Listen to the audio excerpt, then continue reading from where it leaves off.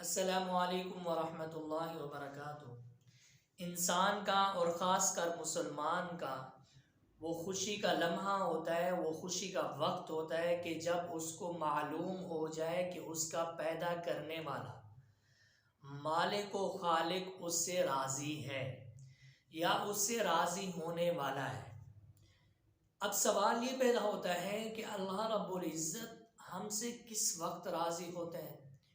وہ کیا خوبی ہے جو ہمارے اندر موجود ہو تو اللہ ہم سے راضی ہے؟ تو حضرت علی رضی اللہ تعالی عنہ فرماتے ہیں، اے انسان یاد رکھنا کہ جب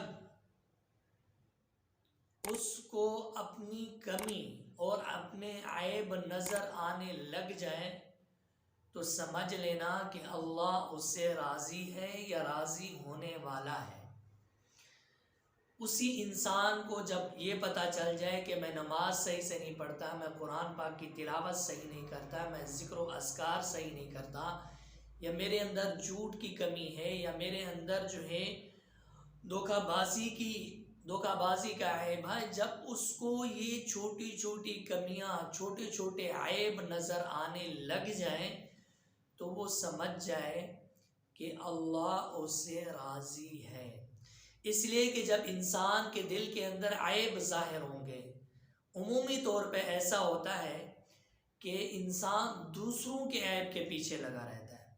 دوسروں کی کمیاں دیکھنے کے پیچھے لگا رہتا ہے۔ انسان اپنی کمیاں، اپنے عیب بہت کم ہی دیکھتا ہے۔ لہٰذا جب انسان اپنے ہی عیب، اپنی ہی کمیاں اس کو نظر آنے لگ جائیں تو سمجھ لیں کہ اللہ اس سے راضی ہونے والا ہے۔ اور ہم بھی،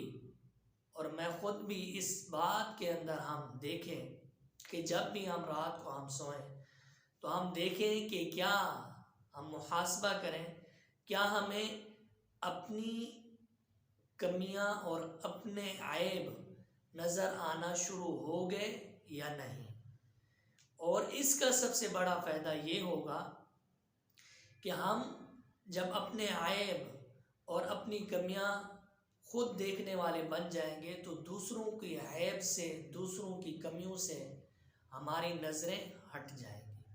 امید کرتا ہوں کہ آپ اس پیغام کو اپنے دوستوں کے ساتھ ضرور شیئر کریں گے اور کمنٹس کے اندر اپنی رائے کا